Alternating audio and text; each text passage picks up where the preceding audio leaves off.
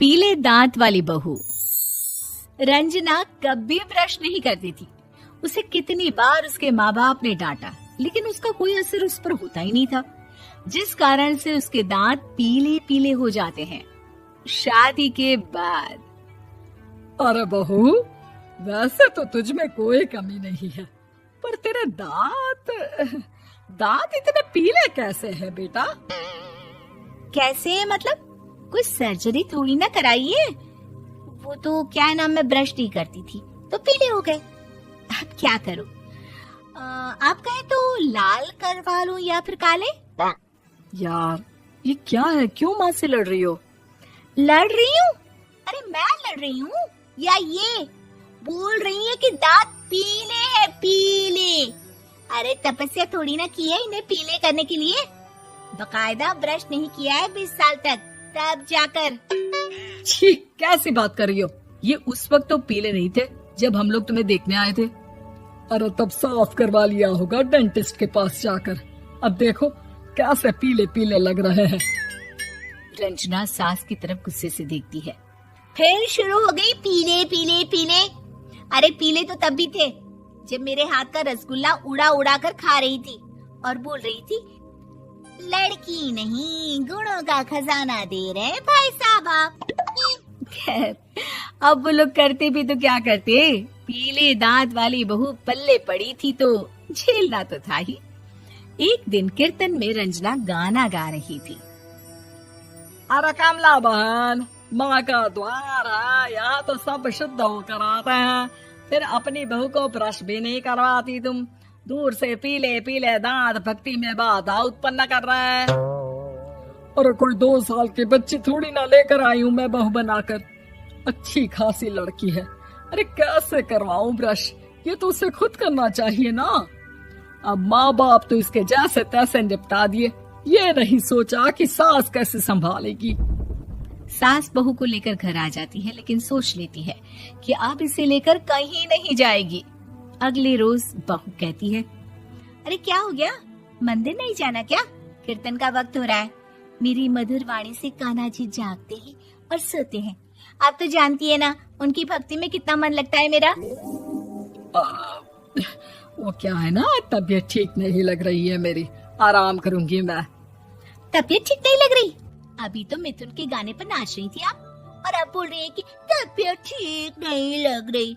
अरे भक्ति में मन लगा लो सासू माँ, ऊपर जाना है, क्या मुंह दिखाओगी आप? हाँ? सास को बहू की बात पर गुस्सा आ जाता है। मैं क्या मुंह दिखाऊंगी, इसकी चिंता तो ना कर, समझी? अपने मुंह की चिंता कर, जो ये पीले पीले दांत लेकर हर जगह पहुंच जाती है। पता है लोग कितना मजाक बनाते हैं। ना जी ना, मैं नहीं जाना कहीं तेरे साथ। तो ये बात है। कोई ना, मत जाओ, मैं अपने कमरे में ही बैठकर भक्ति कर लूंगी। ऊपर वाला दांत थोड़ी ना देखता है, मन देखता है, भावना देखता है। और अरे बस बस, तू सब कुछ दिखा, बस ये सफेद चमकदार दांत ना दिखाना किसी को, है? जा यहाँ से। बहू को सास की बात का कोई फर्क नहीं पड़ता, वो तो जैसी थी वैसी ही रह जाती है। सुबह नहाकर किचन में खाना बनाना, फिर खाना खाना, कीर्तन भजन करना और सो जाना। एक दिन, माँ जी मैं सहेली के घर जा रही हूँ, शाम को लेट आऊंगी। हाँ, तो जाना, मैंने कौन सा तेरी आरती करनी है घर पर बैठकर। रंजना सहेली के घर जाती है, जहाँ वो पार्टी में जाने की तैयारी कर रही होती है। अरे शिखा, कहाँ जाने की तैयारी कर रही है? मैं गलत वक्त पर आ गई क्या? अरे नहीं यार, उल्टा सही वक्त पर आई है। मैंने ये साड़ी और ज्वेलरी निकाली है यार, शाम को इनके ऑफिस की एक पार्टी में जाना है। बताना कैसा लग रहा है ये सब? नहीं यार, इस ड्रेस के साथ तो वो वाली ज्वेलरी अच्छी लगेगी। हाँ, सही बोल रही है, मैंने ध्यान ही नहीं दिया। वैसे तो हमेशा से मस्त फैशन सेंस रखती है। तो बड़ा जाती होगी ना पति के साथ पार्टी में। रंजना कुछ नहीं बोलती, बस सोचती है कि यार काश ये बात सही हो जाती, पर मैं क्यों नहीं जाती पार्टी में? क्या इन लोगों की कोई पार्टी होती नहीं होगी? रंजना घर आती है और रात में पति से सवाल करती है, एक बात बताइए, आप मुझे किसी पार्टी में क्यों नहीं ले जाते? क्या आपकी यहाँ ऑफिस में पार्टी नहीं होती? पति बेचारा क्या कहता कि दांत पीले हैं तुम्हारे इसलिए। अरे कोई पार्टी होती नहीं हम लोगों के ऑफिस में, तो कहाँ से लेकर जाऊं? और मार्केट, मॉल, कहीं वीकेंड घूमना, कहीं तो। अरे यार सारे हफ्ते में एक छुट्टी मिलती है, तो सोचता हूँ कि आराम ही कर लूं। क्यों? रंजना मन मार के रह जाती है। पहले कभी सास के साथ मंदिर जाया करती थी, लेकिन वो भी सास ने ले जाना बंद कर दिया। घर बैठी बैठी रंजना बोर हो जाती है। तभी उसे आइडिया आता है और वो मायके जाने का सोचती है। सासू माँ, 2 दिनों के लिए मम्मी के घर जा रही हूँ। अच्छा ठीक है, आराम से जा।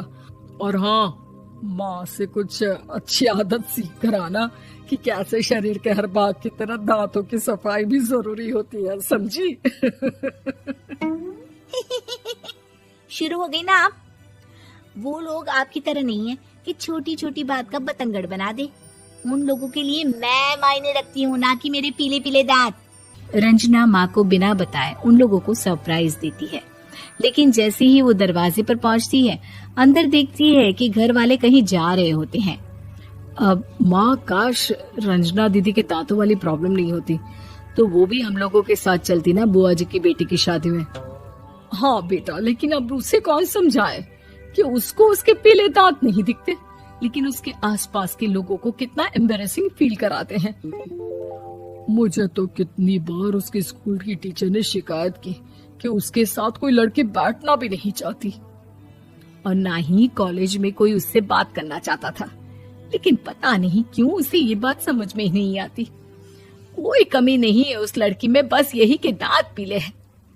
वो तो भला हो जीजा जी और उनकी माँ का, जो दीदी को जैसी है वैसे ही रखा हुआ है। रंजना को अपने घर वालों की बात सुनकर बहुत दुख होता है। वो सोचती है कि वो क्या करे, लेकिन फिर वो सीधा डेंटिस्ट के पास जाती है, अपने दांत चमकाती है और कसम खाती है कि वो रोज ब्रश करेगी। अरे क्या हो गया? तुम तो 2 दिनों के लिए गई थी ना, पर कोई ना, अच्छा है, चलो आ गई तो। रंजना सास के सामने आकर खड़ी हो जाती है और पूरी स्माइल करती है, उसके चमकदार दांतों को दिखाती हुई। हैं? चले मंदिर।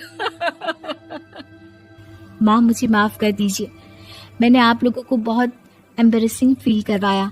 मैं आज से रोज ब्रश करूंगी।